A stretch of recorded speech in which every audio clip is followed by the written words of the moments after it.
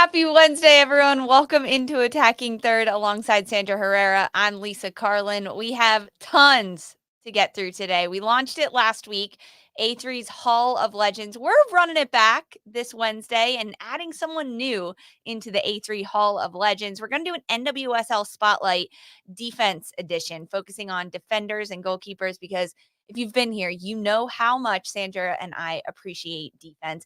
And of course, we round out the show with, in case you missed it, filling you in on all the news and notes that we haven't gotten to yet.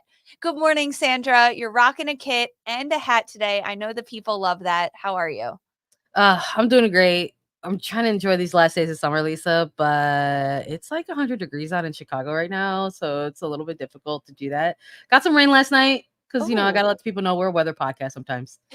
But I'm enjoying it so far. So I'm just kind of like, you know what? We're gonna talk about some very specific things for very special segments. Let me give some clues. Let me give some clues to the people. oh, So I I'm doing like I'm, it. do- I'm doing all right. That's a good tease. If Cool. you think you know who Sandra's talking about, a legend that we may be inducting into the Hall of Legends, let us know in the chat if you're joining us live on YouTube. Thank you. Sandra, I'm sorry. We are a weather podcast for those that didn't know, actually. I can't believe it's 100 degrees in Chicago. That's actually It's crazy. cooled off. I'm still living in the past. It was tough yesterday. I'm not gonna Okay. lie. Doing a favor for some friends, and we're dog sitting. I just feel so bad. Can't take this big lug nut anywhere because it's just rough out there. But Lug nut. channeling the good vibes for the last days, lazy days of summer, and I I mean, get you're that. rocking a little bit of sunshine with your kit. I am. Yeah, I'm wearing Angel City today. I like this kit, the Volemos kit with like the pink palm trees that they have on it. It's a good one. But we're not nearly 100 degrees on the East Coast right now. It's still hot though. It's like we still have hot summer sun days though, which is amazing. Thank you. Yeah, SD Miller, we got to get the slip and slide out. That would be fun. That's a great way Yeah. to end the summer, especially with some dogs if you're dog sitting. Yes. I Yes. like that. So we are a weather podcast and we also are a dog podcast, but mainly we do talk about women's football. So thanks if you stuck around for this, because we are very happy to announce that we are finalists. Attacking Third is a finalist in the People's Choice Podcast Award. Thanks to you, everyone that listens and watches us. But we could still use your help. There's one more thing we need from you. If you voted for us in the last round, you may be eligible to vote again. So check your email. And if you get something from People's Choice Podcast Awards, click on it and give us that final vote. You can vote until September 3rd. So check your emails, everyone, and vote for us in the People's Choice Podcast Awards. All right, Sandra, let's dive into it because A3's Hall of Legends launched last week. This new segment that we're doing, we inducted our very first legend into the Hall of Legends, and that was Heather O'Reilly. And this week, we are going to induct someone else. And this is our new home where we get to recognize all the great players, teams, and significant moments that have occurred both on and off the field in regard to women's football. And today, we are inducting the one, the only U.S. women's national team star, Megan Rapinoe, into the Hall of Legends. Now, so many people, everyone, ourselves included, recognize the portion of Rapinoe's career where she played with the U.S. women's national team. That was probably the most prolific, right? She won an Olympic gold medal. She won 2 World Cups with the US, and she was such an influential and impactful part of that team and their fight for equality both on and off the field. Today, however, Sandra, we want to honor Rapinoe focusing on her club career because there is so much that goes unnoticed and sometimes gets overshadowed by her career with the US women's national team. But she just had her number 15 jersey retired with the Seattle Reign, and that's kind of what sparked this ultimately. And Sandra, we had to pick Rapinoe as our number 2 inductee because of everything she's done. Yeah, we're just like kind of a big deal energy going into this one, but I love how we're trying to kind of frame it for her impact for club, right? Because there's such a chunk of players here that we're looking at to roll out in our Hall of Legends where yes, they have accomplished so much at the international level, but so many of them were tasked with like really aiding and helping grow the game at the club level here in the United States. And of this specific generation of players, like Megan Rapinoe's absolutely included in that. And yeah, maybe it's a little bit of, the fact that they retired her number in Seattle coming off of that, but massive deal. I don't know if folks recognize or realize that that's a massive deal, that's a huge honor because of the layers that are in it. Like when we look at the history of women's domestic soccer here in the United States, we talk often about how there were failed attempts. We're talking WUSA, WPS. These were launched leagues that eventually had very short lives. They were talking 2 to 3 years and then just folded under. So the arrival of NWSL at one point and its own growing pains that it's gone through and frankly still going through as players fight for the CBA that they just ended up announcing and kind of introducing these new things that have never been in place for NWSL as far as minimum standards and things like free agency for all.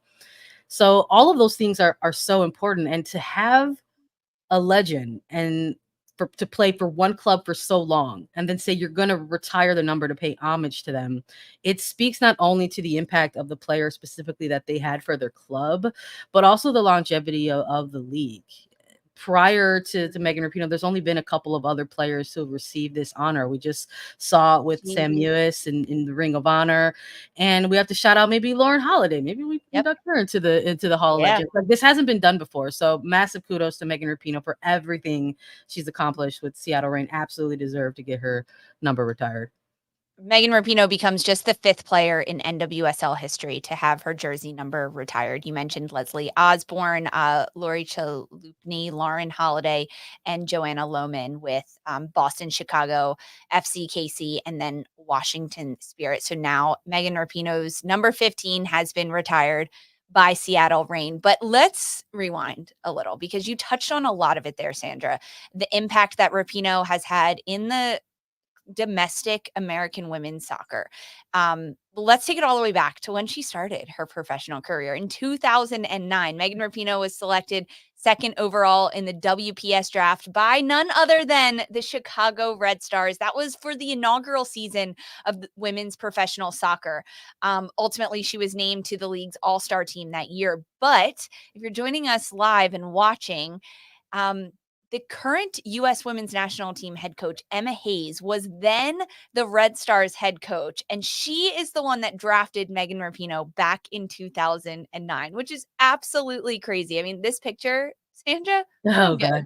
I love that. Shout out to our producer, Mark, for queuing this up for folks who are watching us on the show. I mean, there's just so much going on in this photo, from whether it's the outfits to the haircuts to the logo, the WPS in the back. There's a lot. Look, I'm sure Rapinoe and Hayes have had a good laugh at this photo. But yeah, we're connecting the dots here. That's why I threw on the Red Stars kit. I wanted to find something with kind of an old school crest on there to kind of pay homage to that. And yeah, just a plucky upstart Megan Rapinoe getting drafted by Emma Hayes, someone else who was sort of really trying to begin the trajectory of her coaching career. It's so cool, such the timelines, right? And stars aligning. So that was 2009. Then in December of 2010, Megan Rapinoe signed with expansion team Philadelphia Independence. That was when the Red Stars kind of ceased operations. But before she could really make an impact or any impact at all with the Independence, she was traded to Magic Jack, which was formerly the Washington Freedom. But this all happened while she was overseas in Germany playing in the 2011 FIFA Women's World Cup. In 2011, the WPS voted to terminate Magic Jack franchise, leaving Rapinoe and many other players actually as free agents for the 2012 season. But ultimately, the WPS folded in 2012. So there was a moment there where Rapinoe signed with Australian W League team Sydney FC. She only played a handful of games in Australia. And then during the summer of 2012, Megan Rapinoe joined a couple other national team teammates, Hope Solo, Sydney Leroux, Alex Morgan, Steph Cox, to play with the Seattle Sounders women. This was in between camps with the national team as these national team players were preparing for the 2012 Summer Olympics.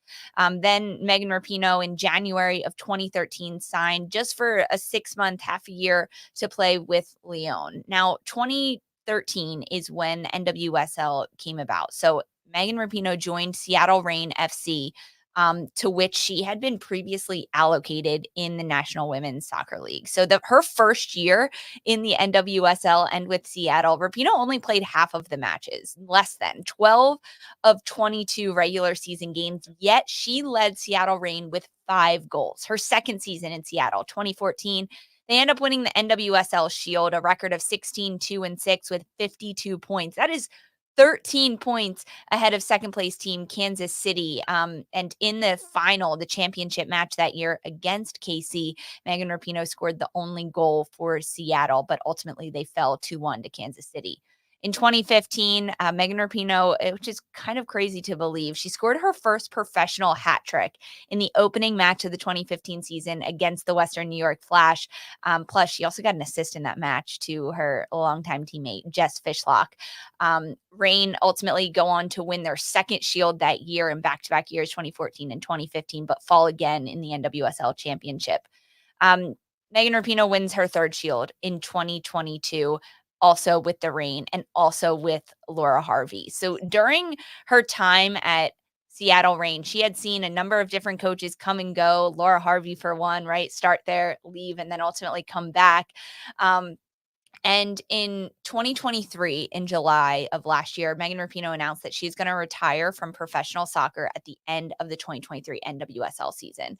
And as the story would be written, Seattle Reign go on to the NWSL Championship and the final against Gotham FC, and heartbreakers of all heartbreakers, right? Legends, they go through hard times too, Sandra. In Megan Rapinoe's very last match as a professional against Gotham in the NWSL Championship, just 3 minutes in, she injured herself and tears her Achilles.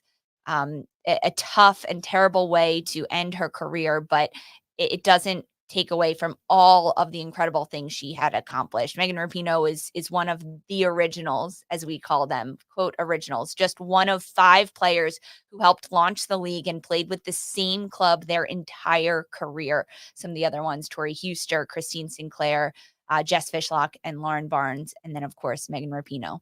Her jersey was retired on Sunday, August 25th, number 15 with the Seattle Reign. But taking a look at this incredible resume, Sandra, what kind of legacy did Rapinoe leave specifically in NWSL, domestic women's football? Yeah, I think for Rapinoe, there's been enough that's been said about everything that she's accomplished for the game on and off the pitch. But I think what sticks out for me in the club level, for a long time, maybe even now, sometimes national team players have that really big spotlight on them when it comes to club play, because when you're navigating football duty for club and country, maybe sometimes club kind of gets left behind in certain cycles of a window.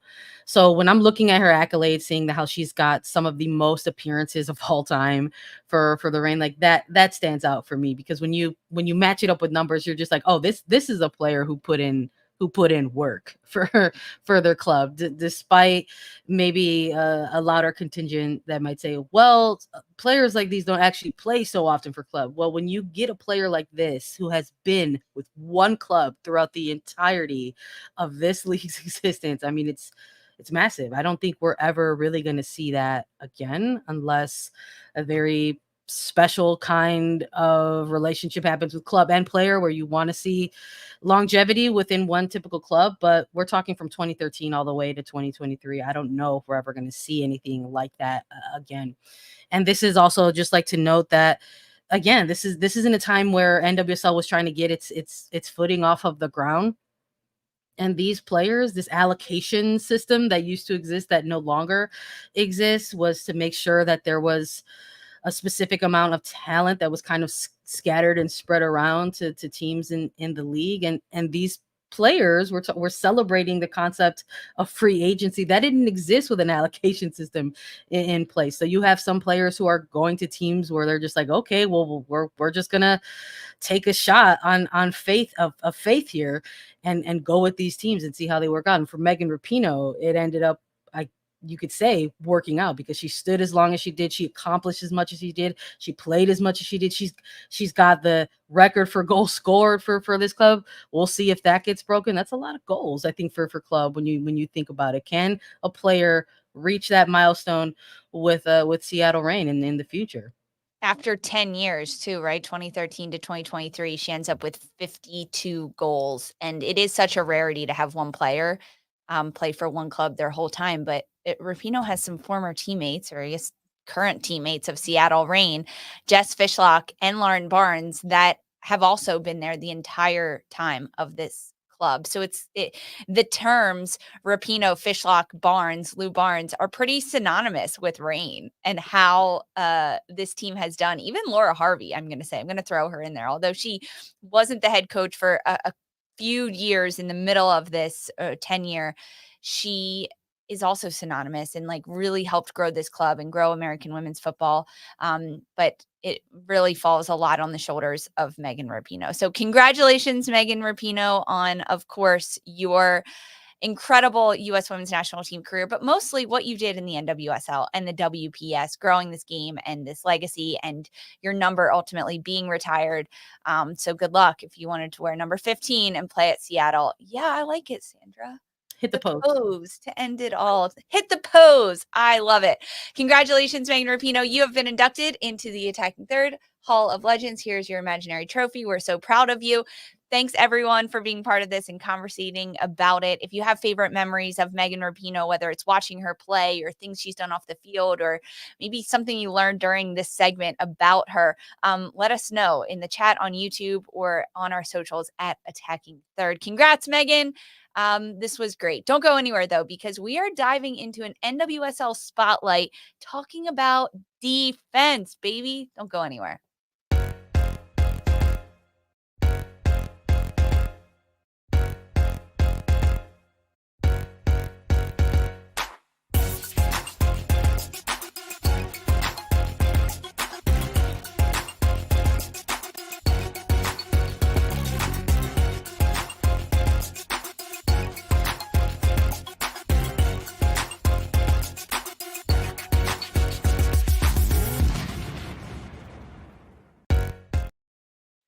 Welcome back to Attacking Third. She's Sandra. I'm Lisa. We are diving into an NWSL Spotlight series. And for those that have been here with us for a little bit, I mean, like Sandra and I, since 2021, whenever we started this thing, we've been high on defense. Every single game, championships, international tournaments, defense wins championships. And it's not just a cliche saying for no reason. They are the backbone of the team. So we decided that we were going to highlight some incredible goalkeepers. We're going to start with them because there have been outstanding keepers this year in the NWSL. And we are going to highlight 3 of them, Sandra.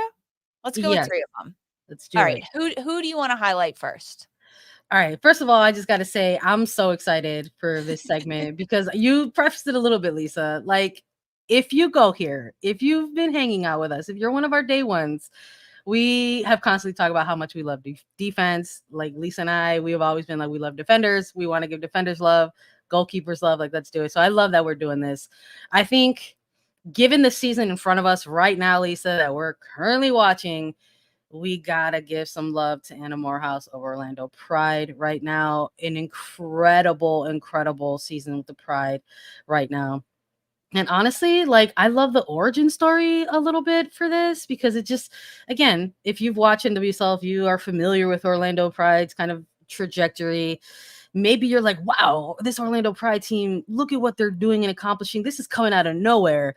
People who've been around will say, no, this has been a long time, maybe even a little bit of a long time struggle to kind of get to this point. And that means figuring out the right pieces, the right players, getting them in positions to succeed. And maybe that even includes the goalkeeping position as well. Maybe some back and forth about who was going to take over and be the one in net. And it is Anna Moorhouse. And the form is there. The form is there for her. I mean, it's getting noticed. She got this recent call up to England's national team. Had to give her some love to start off this segment. Absolutely. Anna Moorhouse with Orlando Pride, just 12 goals against this season with Orlando. The team as an as a whole is on an undefeated streak of 18 matches, setting a new league record. And Anna Moorhouse specifically has picked up 8 shutouts this year. So she sets a new record for season shutouts, and she's picked up 15 in her career at Orlando Pride. So Moorhouse also sets the club record for career shutouts, surpassing Ashlyn Harris, who held that record at 14. But Anna Moorhouse has done such an incredible job, right? Her ability to be a good shot stopper, to organize from the back, to play with a lot of different rotation in front of her. There's been a few goalkeepers that have been asked to do that this year in the NWSL, having a different back line in front of them, different formations, things constantly changing, home, away, being gone during international breaks and international windows. That hasn't necessarily helped with their consistency, but Anna Moorhouse has been rock solid, incredible in goal. And it has been reflected in the play of the team, in the records that they've broken, she individually and as a team, with 18 undefeated streaks. So hats off to Anna Moorhouse. She was our first goalie that we wanted to highlight. Our second one is Ann-Katrin Berger of New Jersey, New York, Gotham FC. One of the most consistent goalkeepers in the league. She has an 83 save percentage. She's had 5 shutouts in her first 13 games. She's had 9 wins of those 13 games, and only 9 goals against. And one of the most important stats I found when digging a little bit, Sandra, is that of those 13 games, 6 of them, so just about half of those matches for Gotham FC that she has played in, were 1-goal scoreline wins that Ann-Katrin Berger has been part of. And yes, you have to have the offense that's going to score the goals, but in 1-goal scorelines, it is so easy to give up a goal or a chance and an opportunity, and you drop 2 points on the game.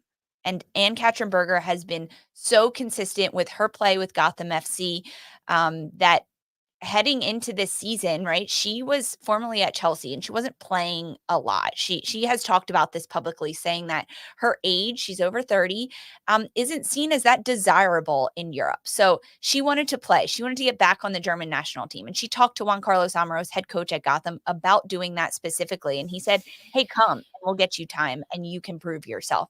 She did just that and ends up making the Olympic squad for Germany, goes on and has one of the best runs, right, in the Olympics. You think of the quarterfinal match for Germany against Canada. They go into penalties. She saves 2 penalties, then steps up to convert them to advance Germany to the next round. And ultimately, Germany is in the bronze medal match against world champion Spain. And at the end of that match, Spain has an opportunity to equalize and take points off of Germany. It's a penalty kick, and Katrin Berger saves it. And she helps Germany win bronze against Spain. Absolutely incredible for her. She's second in the NWSL in conceded goals, and all her play at the international level has led her to be named the German Footballer of the Year. I love it. I'm just so like every stat you were dropping, every fact you were dropping right now, I'm just like hyped. Like AKB, like let's go. I in total agreement with you. I can't add any more. You threw out all the numbers out there. The 9 goals allowed, like that stands out to me the most, because not only is she on less games than any other keeper in NWSL right now, she's leading that stat among these keepers. So that's wild to me, or maybe not so wild, depending on who you ask. They're just like, yeah, she's totally capable of this. Like American audiences might just be getting introduced to her for the first time, might be like, whoa, this is crazy. But love that she rode that form into the Olympics, walking away with a bronze medal. And just like the opportunity that she's been given and just sort of taking control of that and making it hers, I think is just so admirable. I mean, doing all this in your first year in a league that maybe you're not too sure what to expect, outstanding. Absolutely outstanding. I really dove into Ann-Katrin Berger this past weekend when Gotham was playing Portland. And one of the things about Ann-Katrin Berger that makes her so unique in the NWSL is her ability to build out of the back with her feet. Her distribution is so key for how Gotham wants to play, right? She's comfortable playing under pressure. She can play short. She gives an option. She can skip lines of pressure. She can ping a ball on a rope. And that unpredictable build out that Berger provides for Gotham is really what has helped make Gotham so successful in their attack and in their build out. And Berger is so comfortable on the ball and with the ball at her feet and possessing and passing because she was a striker until she was about 17 years old. And she's talked about how she loves being on the ball and it adjusting to the team because the main job is what she has to do is stop the shots, but she can also build out because of her ability to play the field that she did until she was a teenager, which is kind of crazy to I think love it. about. You're scoring goals and then all of a sudden you switch to be a goalkeeper, a professional one nonetheless, going to the Olympics with your country, winning footballer of the year, and winning bronze ultimately, and being named the German footballer of the year as a goalkeeper is the first time this has happened since 1998. And there is no one more deserving than Ann-Katrin Berger. Smashing it. All you young Smashing it. goalkeepers, footwork matters. Footwork matters. That to me, honestly, Sandra, is the separation between a good keeper and a great Yes, keeper. I agree. Because your job is to block the shots, but what are the other things that you can do in the back? Okay, so we've highlighted Anna Moorhouse and Ann-Katrin Berger. Sandra, who's our third keeper that we're highlighting? All right. This was tough because there's so many good keepers in the league, but we're paying attention to what's happening in front of us in 2024. And we had to shout out Aubrey Kingsbury for another goalkeeper during this segment. Just the type of goalkeeper for me that has maybe flown a little bit under the radar for this season, just because of, for example, the two other goalkeepers that we were just talking about right now. But I don't know if there's maybe one of the more definitive, like put your hard hat on, get your lunch pail, go to work type of goalkeepers than Kingsbury at this season, because of everything that's happening in front of her in terms of Croy Bethune's incredible rookie season, Trinity Rodman balling out, so many players and obviously rookies on their depth bench as well, kind of making names for themselves. They're kind of maybe forgetting a little bit about what Kingsbury can provide for this team. This is a goalkeeper that whenever I find myself covering a game in person, you can hear her all the way from the open press box in a stadium. In my case, it's the SeatGeek out in Bridgeview, but you can constantly hear her communicating, organizing her back line, reading the game as it's being given to her. It's an incredible experience. Had to shout her out here.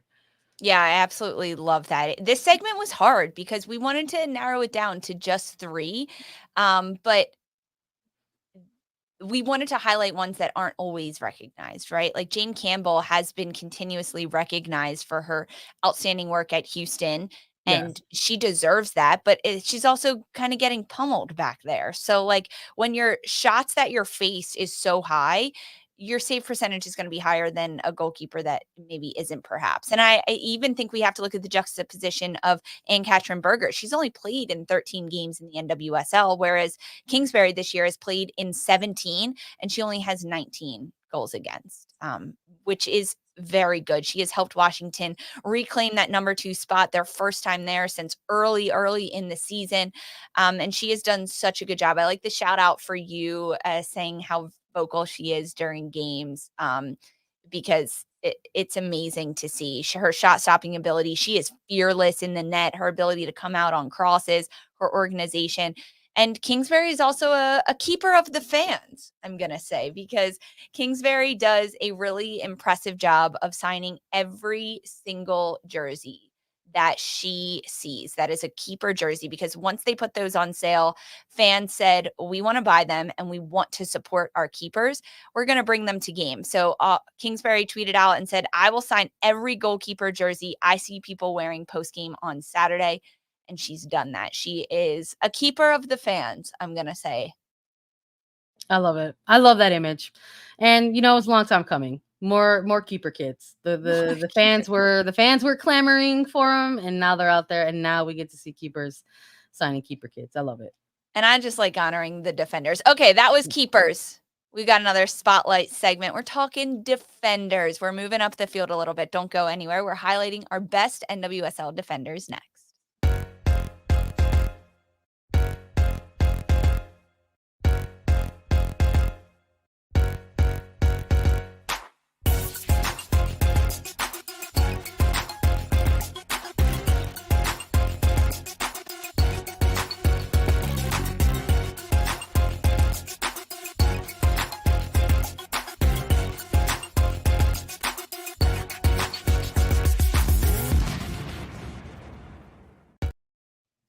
Welcome back to Attacking Third, Sandra. People in our chat are like, hey, what about Lund? What about Hey. Murphy talking about the goalkeepers? Guys, Oh, there's so many great there's so goalkeepers. many. I wish we had like a little like a fly camera and like our content planning meetings because literally all these goalkeepers were You part of should the see equation. how many we Yeah. wanted to talk about, right? Berger, Yeah. Campbell, Sheridan, Hedda Cheech, Anna Yep. Moorhouse, Lund, Murphy. Yes. We know, guys. Yes. We know. But I like what you said about trying to give that spotlight to maybe some other folks that haven't gotten it. It was a good shot on the Campbell. And I Exactly. think maybe we followed some of that into the defenders as well.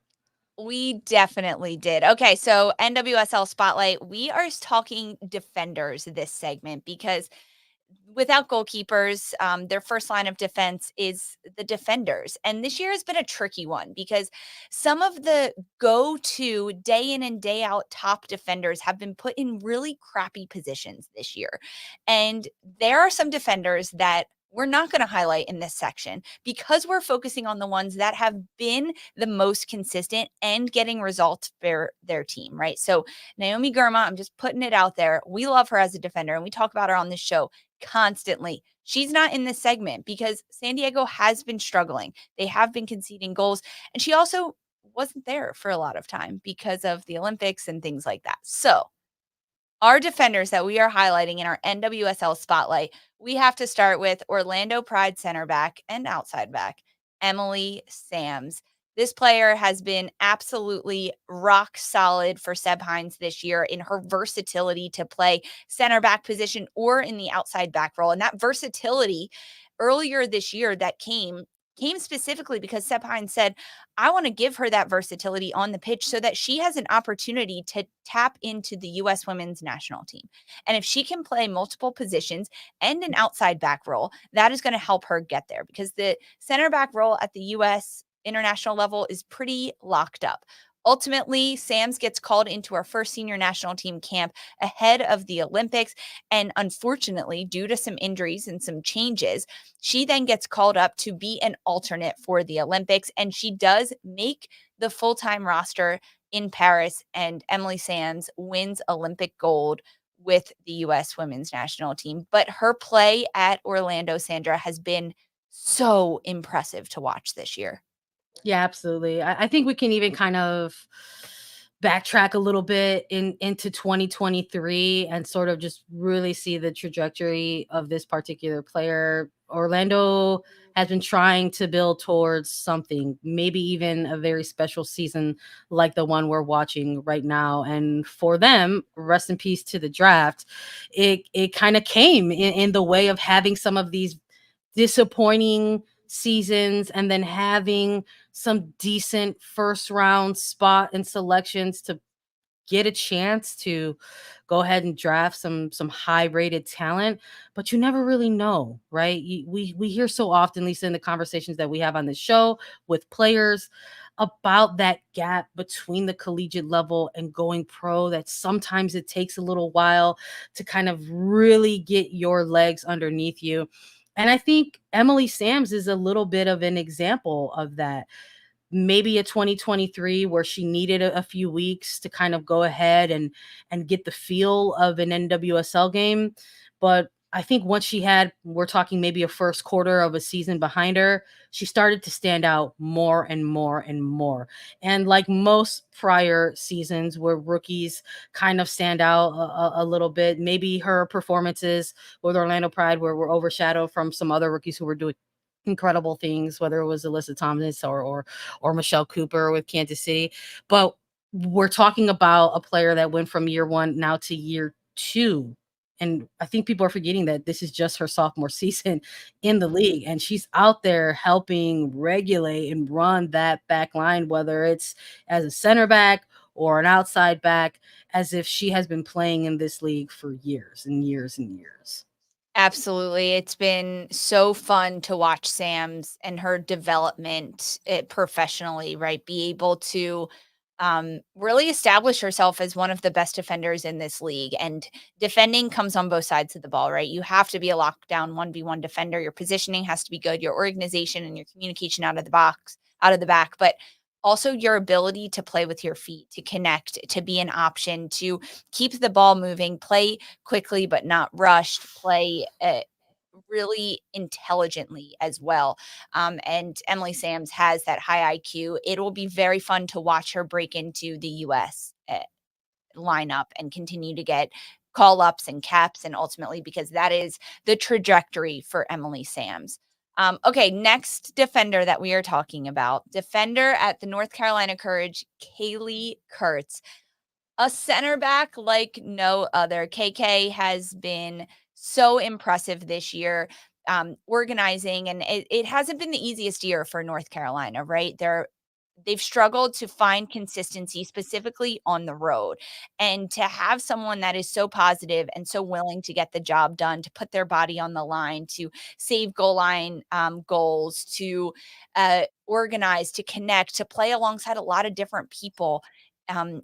In the back line, it all eyes point towards Kaleigh Kurtz. She has done such a good job this year, through a lot of adversity and a lot of changes that have come through North Carolina. They are doing a lot of it without Caroline, which I don't think that was the plan, right? When a player gets injured, that's never the plan.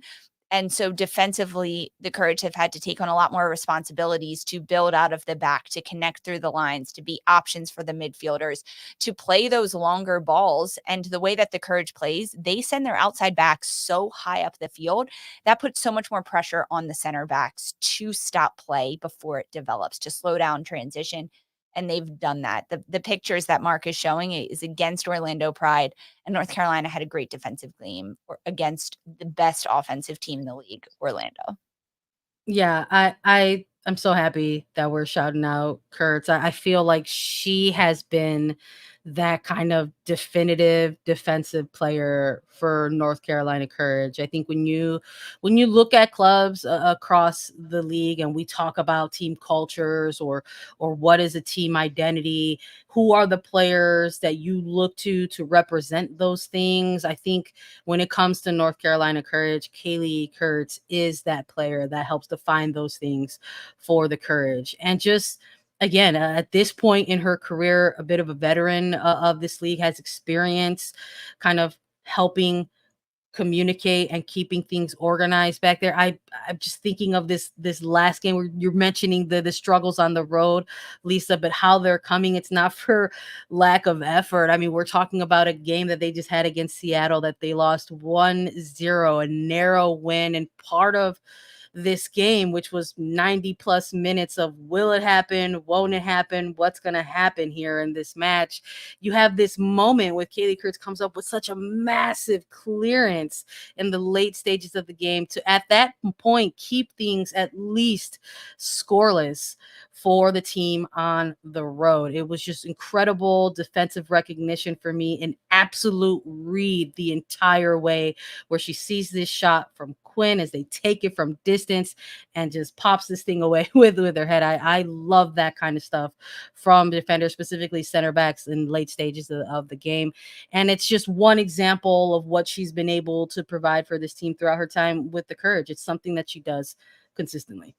When watching games, of course, I get fired up and excited when great goals happen or really beautiful through ball, but there is not a moment more than when a defender saves a goal line ball, or it gets a header at the last minute, or when they're on the post of a corner kick and they save the ball from going in the net, that I am on my feet cheering and screaming. And Kaleigh Kurtz does that a lot for North Carolina. And she has been such a backbone defensively of that team. So we definitely wanted to give her a highlight. Yeah, Don't go anywhere, guys, though. We have, in case you missed it, our news and notes segment coming up next, and we have a lot to fill you in on. Stick around.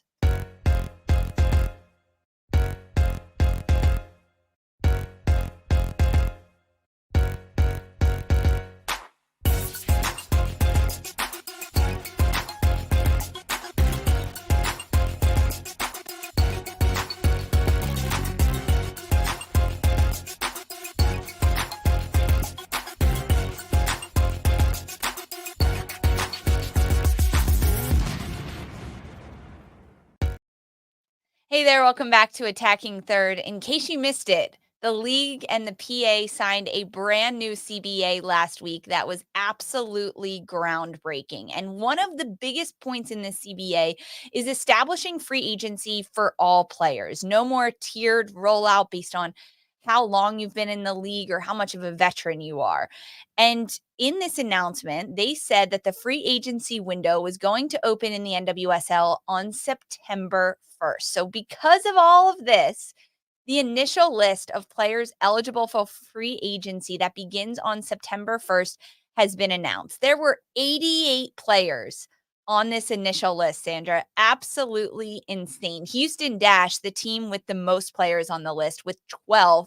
Utah and San Diego tied for the least amount of players at 3. But there are some pretty big names on this free agency list that we just have to talk about, because the players that are going to be free agents include Danielle Colaprico, Vanessa DiBernardo, June Endo, Abby Urseg at Louisville, Caroline, the reigning MVP of the NWSL, goalkeeper AD Franch, Kristen Hamilton, Kelly Hubley, goalkeeper Alyssa Nair, and Kristen Press, who just this month returned to play with Angel City following her 4 ACL surgeries. So, of these notable free agents, Sandra, which one, maybe two, I'll give you two, are you keeping your eye on to see where they sign, if they move teams, and what's going to happen, especially come September 1st?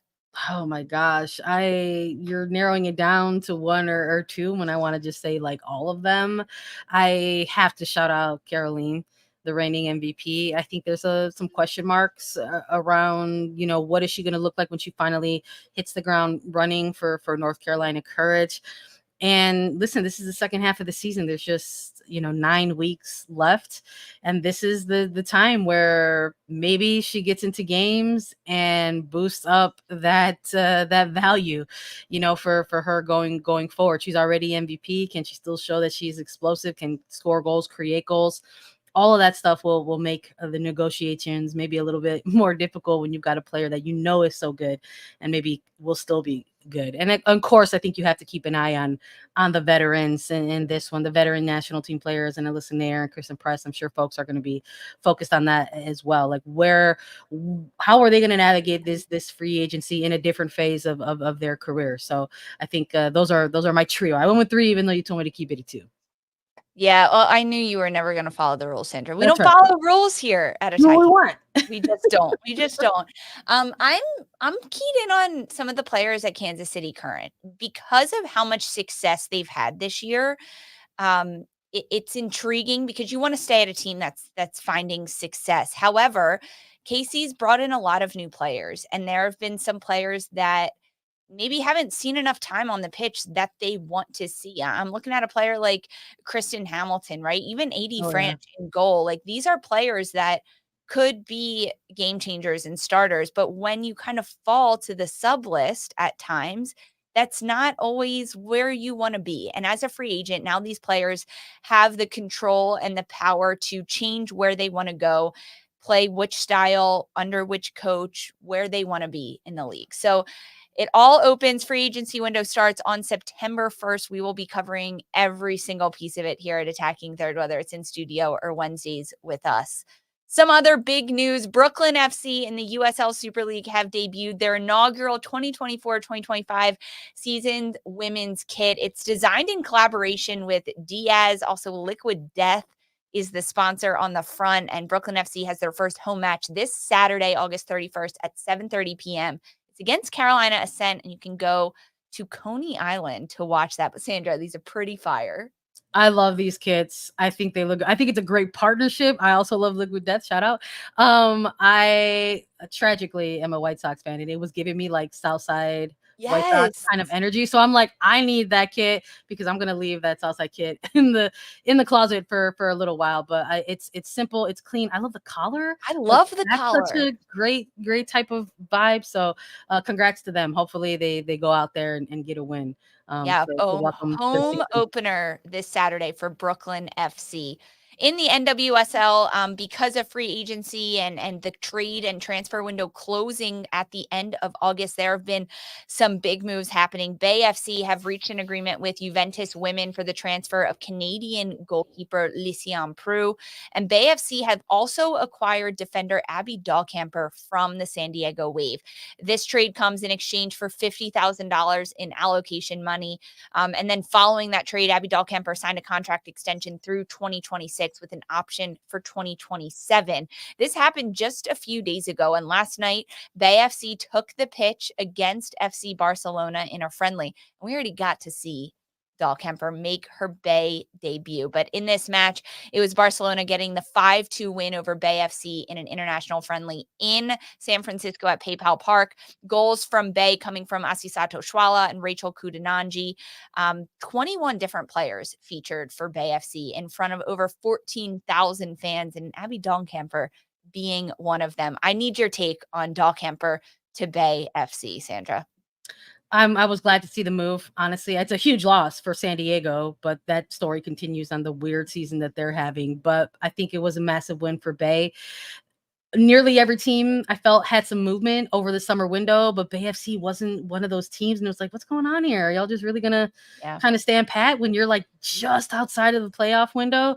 So turns out they made a move, and I think it's a good move. You want to have players like that with experience, can help kind of bulk up the back line in a little bit. And I think it's reflective of maybe what we might even see in free agency, Lisa. I think a lot of times this is what players are looking for. They not only do they want the playing time, but they want stability. So congrats to Bay FC for making the move, and for Abby Dahlkemper for getting to go back home. And with San Diego, you have to think about how they let go of Casey Stoney and players maybe like coaches, and now they've gone downhill. Yeah, we'll talk about it. But because of that, I think we could see a lot of players changing too, like what's going to happen.